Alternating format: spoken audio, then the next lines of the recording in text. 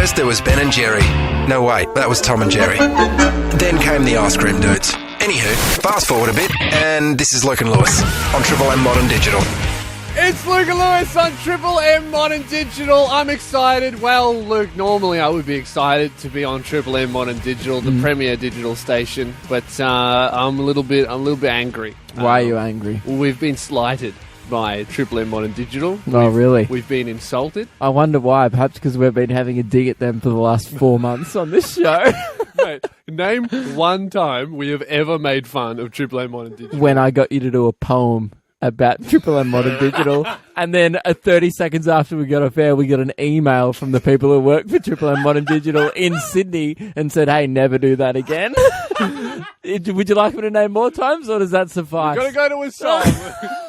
Look at Lewis. No, I do not feel safe, Luke. Classic reference to a song that just played, referencing the lyrics there, guys, for everyone listening on the podcast. It wasn't. Hey, for everyone listening to the podcast, don't worry, it wasn't funny. You didn't miss anything. Right. Well, the reason I don't feel safe, Luke, is because we've been deliberately slighted by Triple M Modern Digital.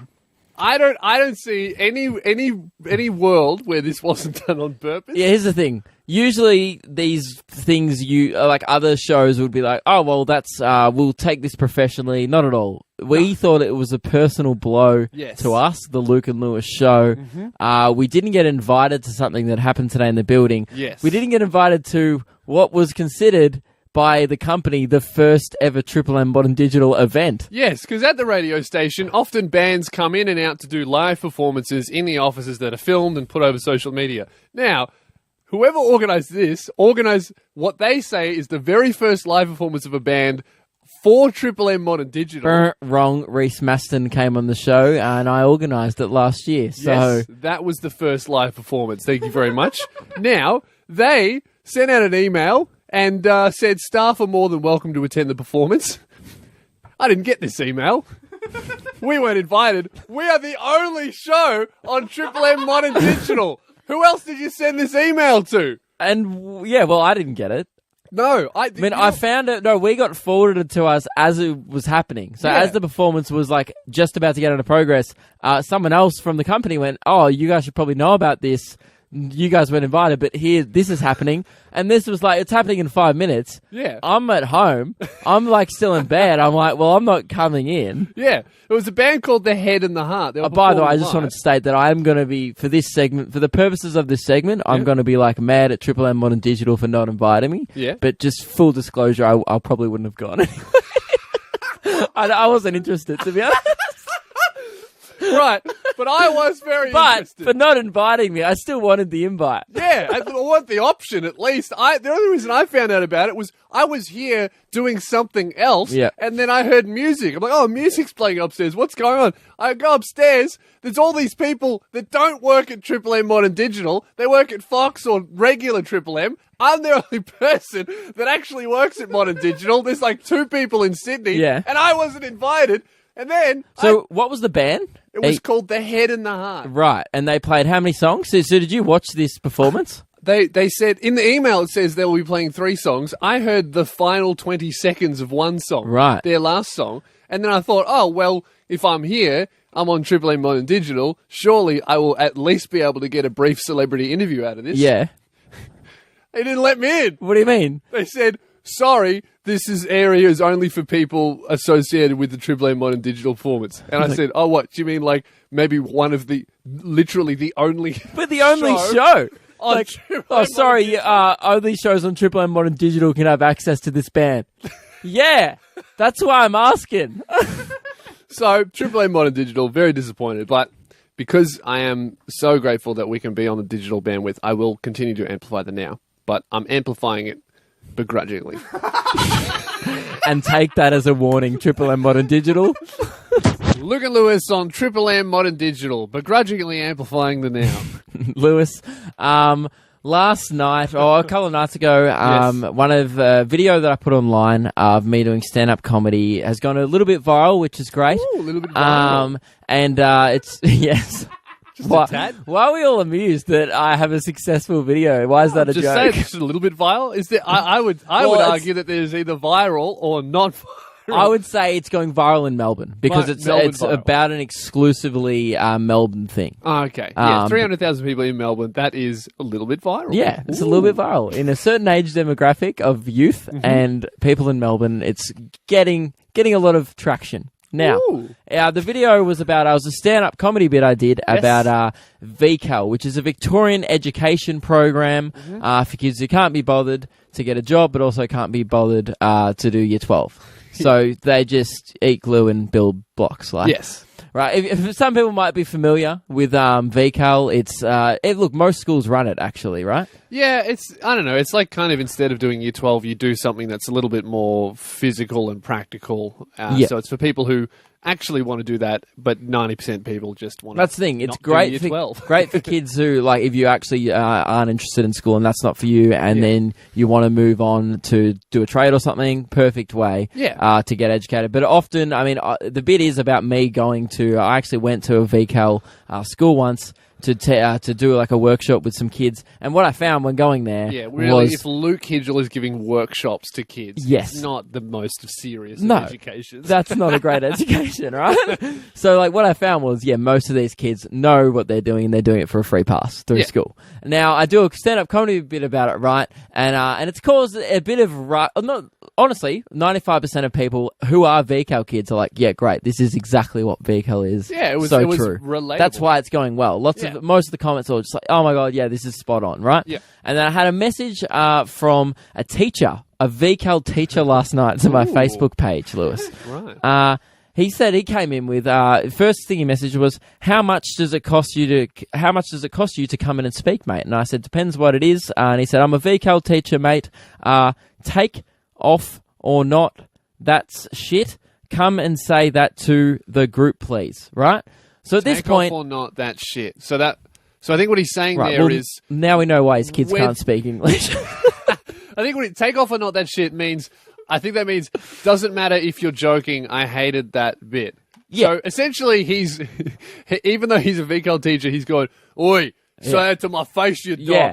Right? So that's what he's done. He's acting like one of his students, right? Yeah. So I was like, this is the first negative message I've actually had about the video. Surprisingly, not from a VCAL student who I do mock as a joke in the video. You don't say anything about the teachers. But don't say anything about the teachers, right? And surprisingly, the one message I got has come from a teacher. And at the same time, I'm still thinking like this is a genuine business discussion, because in the past, again, I have been paid to do this before, to go to schools and run workshops. Well, it is weird that the first thing he said is how much is it to speak. So I'm thinking like, great, business opportunity, I'll take this seriously, right? So then I kind of ignored what he said and went, yeah, mate, happy to come in. Do you want me to come and do stand-up, or is it just like a Q&A/workshop? How many people and what kind of event? Straight down to business. Yeah. And he said, not joking, mate, money's not an issue. Man up and do it. And then I was a bit tired last night, so I kind of read over Man Up. Yeah, and I'm still thinking, great. He's definitely angry. Yeah. At this point, you're definitely an idiot. I'm reading this back to you this morning, and I just realised before the show, this guy was angry at me the whole time. But my side of the conversation is still like, no worries, Gary. You're treating it like a business transaction, but this guy's yelling at you. Yeah, I'm going like, the last school paid me this much. We're happy to come out and do it. Where's the school? It fits into my schedule. I'm talking business. And then he just goes, no, I don't want you to do stand-up. Whatever. He sends I can't really understand him. He's quite illiterate for a teacher. And then it gets to the end right, and he goes, he tells me to be, he wasn't a fan of my joke. He just tells me to be careful what I say online, because you don't know who's watching it. Or because apparently Gary's watching it, right? And it goes, Mr. Gary's going to bash you. Anyway, so then I thought we'd actually reached an agreement to this deal, and he said, how? Happy to give you $200. Yeah. Right? And I was like, okay. And then he goes, but you have to know your subject. VCAL is not just a government schools initiative. I'm at a Catholic college, and some of the kids I deal with will buy and sell what I own within 5 years. And then he just changes his tune in the same message. He goes, that sounds like, $200, let's do it. Yeah. And then do some more research on VCAL, this is the same message. And then then he goes, anyway, sorry, mate, you've actually hit a bit of a nerve here, but kudos for replying. So he said, yeah, let's do it. And then at the end of the message, he's like, nah, don't worry about it. So this is where I've realised, oh great, this guy's just wasted my time. Yeah, because you were talking to me about this last night. Yeah. How much should I charge him and all that. I was just taking this seriously, right? And now I've realised, all right, this guy's just... You know what? That'd be a very frustrating experience is if basically... I mean, he's essentially complaining about your services. Like, if I called up an internet provider to yell at them and then they started pitching me on a new package, I'd be very angry. Yeah. Right, so I'm just going like, okay... Great, so you've wasted my time, and now I've realised that the whole time he was being passive-aggressive. So this morning I chucked him one more message, and very aggressive. Said, oh, by the way, if most of your glue-eating kids will buy and sell what you own within 5 years, then maybe you should do VCAL too. And then you would have something better to do than waste my time. Thanks, Gary. No longer interested. Luke and Lewis. Lewis, Radio Mike, our button pusher / panel operator on the show, has wanted to have... casual acquaintance. Yeah, / work friend. Exclusive work friend. Worker. Work acquaintance. We like him. So, Radio Mike has wanted to have a segment on this show for quite some time. We've been going, no, not interested. It's been about 4 months, and it's the same idea every time. Guys, I really want to do this segment. I think it's a good idea. He has this one segment idea. And now, Mike, turn your mic on. Right? We're letting you do your segment today. And now you... Okay, I don't want you to get ahead of yourself. Whoa, slow it down. Slow it down. Ease up. Pump the brakes, okay? We're only letting you do this because we're a bit short on ideas.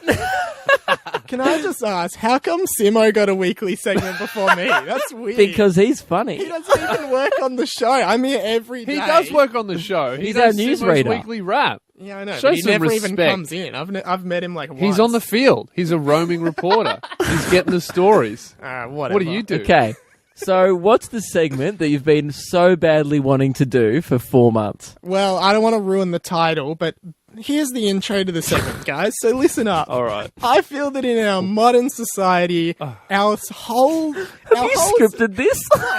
Our whole psychology is based around likes, right? It's not even about money anymore. It's not about survival. It's about likes. Like, sounds like a speech. I got the most likes on my Facebook DP. I got so many likes on Instagram. Who cares about that stuff? You do. You're always talking about it. No, whatever. So I wanted to do a segment that's all about me and the kind of stuff that I like, and it's a bit of a groovy segment. It's just a chance. Play the opener. Just a chance. I'll just play the opener. Money, cars, Nintendo 64, radio, music, art, culture, school, learning, culture, Tony Hawk's Pro Skater 4 on PlayStation 2. Everything that's popular right now. This is Mike's Likes.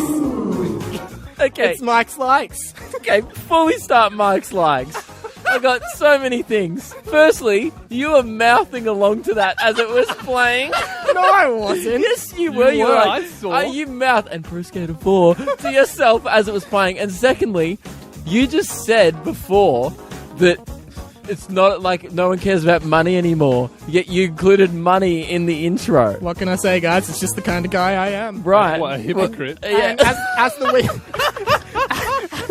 As the weeks go by on this segment, you'll start to learn more and more about me, which I think is good so for you're the already listeners. planning this to be a weekly Right, segment. this is a one-off, but continue. You know, I think I started here as like a voiceless... All right, go. Mike's Likes. Okay, so how does it work? Do you tell us things you like? Yeah, I tell Is you that things it? I like. And You've had 4 months to plan this.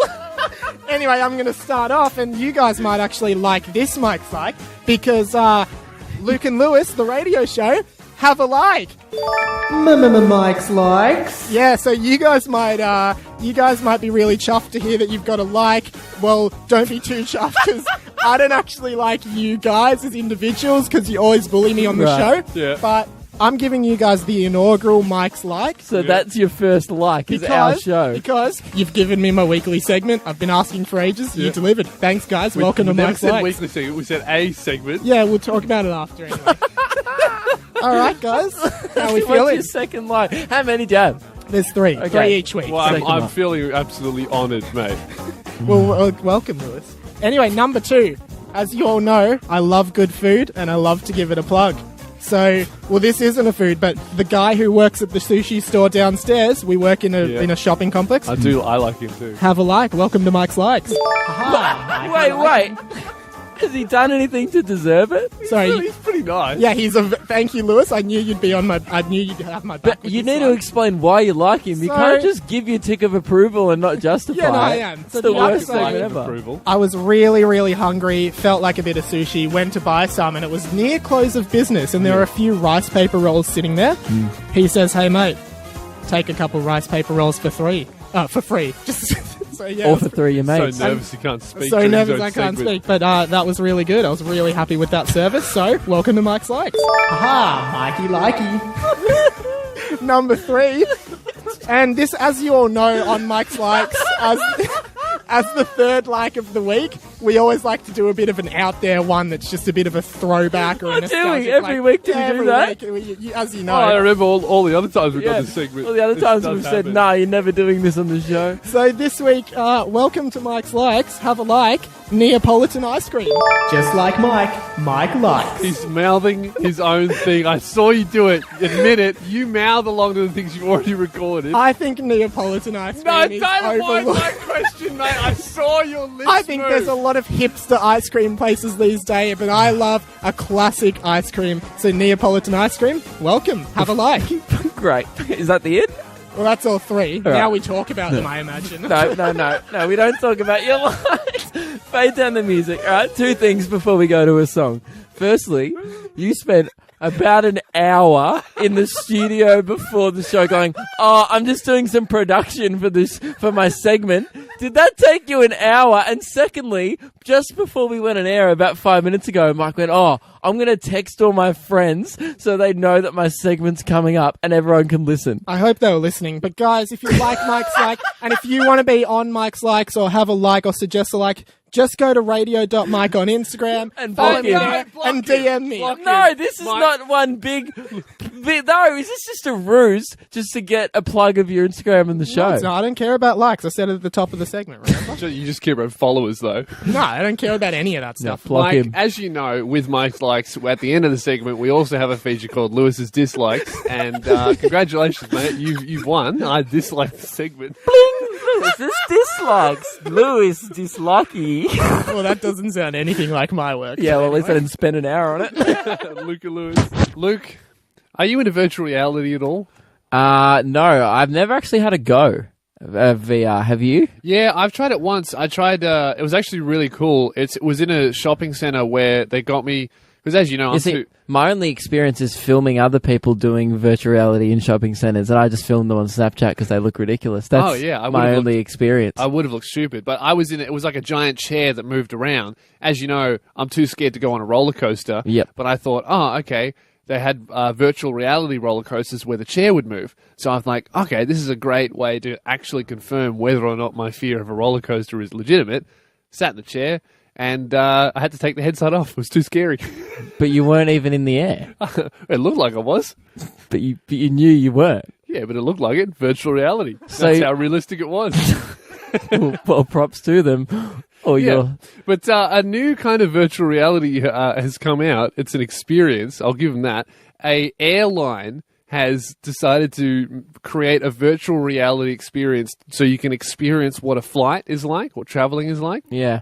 And by that, I mean literally just the flight. Yeah, I've had a look at it, and it's bizarre because the thing is, I was thinking like, oh, yep, it's a room where you sit in green chairs, or you know what I mean? Like, it's a room that's just shaped like a plane, I guess, and you put on a headset and you have the experience of a flight, which is already weird, right? That's already a weird thing that you would never pay for. Well, that's strange because why would you go and do it? Like, if I have a virtual reality headset, I mean, maybe I would like to see what a flight is like, but I'd do that. You can do that at home. Yeah. You don't have to go somewhere to do virtual reality unless the chair moves. Well, yeah, it's the worst part of the holiday. But, like, the thing is that I looked at it, you just sit in a fake plane that doesn't move. Right. And then you put on a VR set. But the thing is, I've looked at the room Yeah. that you do this experience in. Yeah. It looks like a plane. So what's the point of the headset? You can Yeah, get a virtual reality. You can get a virtual reality experience just by sitting on this fake plane. And then I was looking at it. It's virtual reality everything. So you put a headset on, Yep. and you get a virtual reality safety demonstration. You get Yep. served food in virtual reality, but yet there are people there in real life to give you actual food that you can put in your mouth while experiencing like Yeah, that's ridiculous. 64-bit lobster. You can also eat lobster at the same time. Yeah, so the whole room is shaped exactly like a plane, and then you put on a headset that just looks like the room. It makes it look like a video game kind of version of the room. Yeah, so completely pointless. It's bizarre. It's one of the... And it says the experience is targeted at keen travellers. You think? Anyone who... Here's the thing. It's not, though. Keen travellers don't enjoy the flight. Yeah. They enjoy the destination. Yeah, and keen travellers travel. That is 100% textbook definition of not travelling. You're sitting in a chair, moving nowhere. Not travelling. It's for keen people who have no desire to travel, but want the experience of, I don't know, lobster in midair or salmon. All these people are rocking up being like, I just love sitting in a chair and pretending that I'm sitting in a chair. Well, that's what gets me about this virtual reality flights is... Who likes the flight on a holiday? I like the holiday or the destination, or the reason why I'm going on a plane usually is not to go on a plane. It's to go somewhere else. If they really wanted to recreate a flight, they should just have screaming babies in your ears. Yeah. That'd be much more realistic. It would be. You just go to a daycare and you get the same experience. Look at Lewis. Lewis... I've noticed something the other day. You were walking past in the office here. There's free bananas on they're just out and about in the office. If you want a banana, help yourself kind of policy. One of the many perks of working at a radio station. Yeah, but I never get to eat these nanas because they're never ready. Well, that's the thing. People eat them before they're ready. We've been having this discussion for weeks, whereas you've been judging everyone else when really, if you're judging, that's the thing. If 90% of people are doing something and you're judging them, you're in the wrong. Or I'm one of the 10% of the smartest people on the planet. Unlikely. Well, I guess when you're dealing with how to eat a banana, I could be wrong. Or I could be the Einstein of bananas. No, because here's the thing. We've been having this argument for weeks. Yeah. Your preferred banana is... like 50% brown, on death row, just, you love a dying banana. I love a senior nana. That's what I'm into. You, I love a banana that's almost ready to go into retirement home, the bin. Not even. It's like, you like a banana that's on like its last week, like... Yellow bananas taste gross, man. They taste like leaves. No, they're not ready to be eaten. You've never eaten a leaf. Yeah, I used to when I was young. Right. Yeah, I was pretending to be a rabbit, choked on one, almost died. 6-year-old Lewis. Yep, definitely in the top 10% worldwide. But what I'm saying, mate, is, I don't know, not 50%. I like 30%, like, kind of brown. You will have them. Yeah. Like, it's get to the point where the only time I've ever seen you grab one from the office stash is when no one else, like, they've been there for at least a week and a half. Yeah. And then the rest of the officers had them when they were good. And then people just can't be bothered throwing them in the bin. So they stay there for 2 days more. And you walk past and go, this banana, this soft, mushy banana is going to go down great. Brilliant. Yeah, I want a banana that's like halfway to a smoothie inside the peel.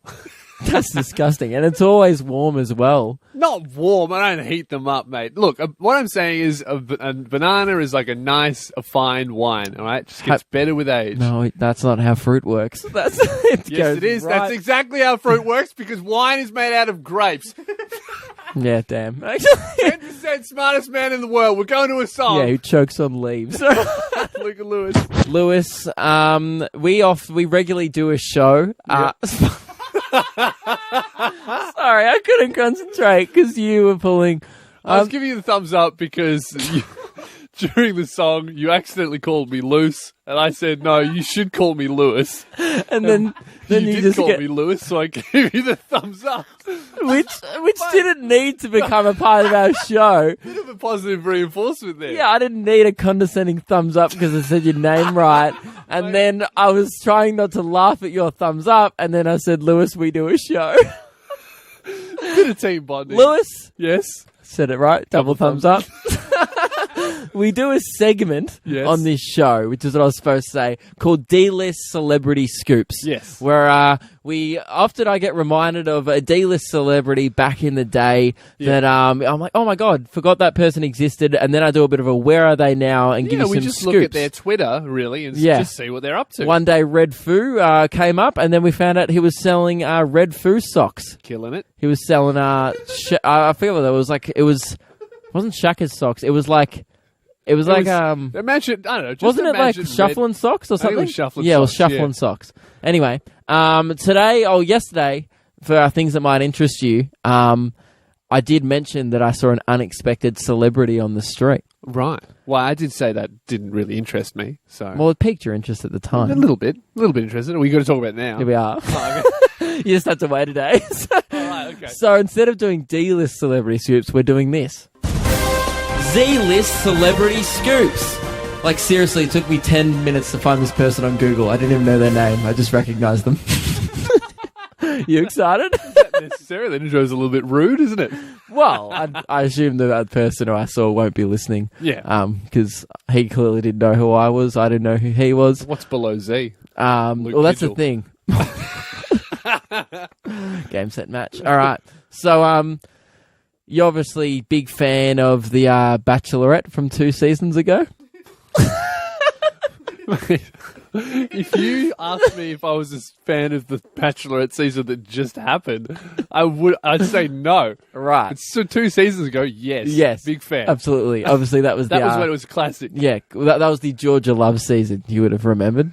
I believe you. I'm going to take your word for it. There was one fairly memorable Bachelorette. Right. Oh, sorry, Bachelor. So one of the fairly memorable Bachelor on that show. Right. That goes by the name of Cameron. Cameron. Is there his second name? I'm not sure. But yesterday, Lewis. No. You couldn't even find his second name on Google? Well, so there was a memorable guy called Cameron. Yesterday, Lewis, you'll be pleased to know, I saw Matt from The Bachelorette, so an unmemorable member of that show. Right. I think he got out episode 3. Now, here's the thing. I was standing at the traffic lights here just outside the building. Well, what's his second name? Huh? I don't know. Matt. All right. Well, Matt. Where did you see This Matt? is a picture of Matt here. I'm showing you a picture. Guy in the blue How do suit. you remember his head? Right. Well, that's the thing. I thought it was from the last season. So I was staring at this guy for ages, and I was like, man, why do I know this guy? And then I was like, oh, maybe he works in like IT here at the building. I was like, maybe he works in sales. Head does not belong to an IT. Well, that's the thing. I was like, he would look kind of he like looks a like a jock. Ken doll. Yeah, he looked kind of like a jock kind of guy. And I was like, oh, maybe he like works at Triple M. Maybe he's like a sporty guy. I was like, I might have seen him playing.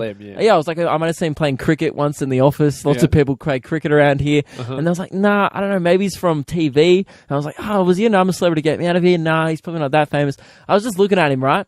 And then eventually I was like, oh, this guy was from The Bachelorette. Did quick Googling when I got back. Boom, found out it was, of course, Matt, my 18th favourite member of that Bachelor. There was only 19 Bachelors. But so I think he beat out Reese. I didn't like Reese that year. Not a fan of Reese? What's Reese's last name? What's Reese's last name? I mean, it's not important. What's important is I saw Matt and didn't see Cameron.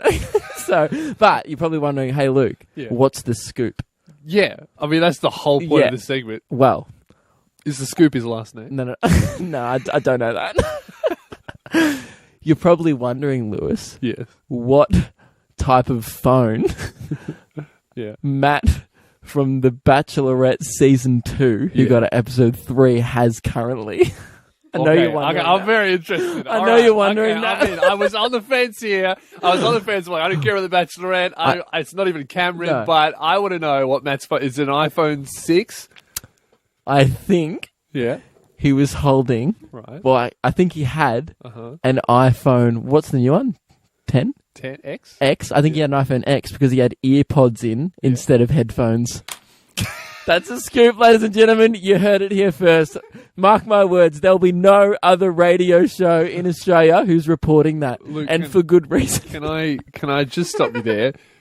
Have you ever thought maybe he just bought those headphones? Because they work with all iPhones that have Bluetooth. That's what I said. I think. He has an iPhone X because I didn't see it. Big scoop.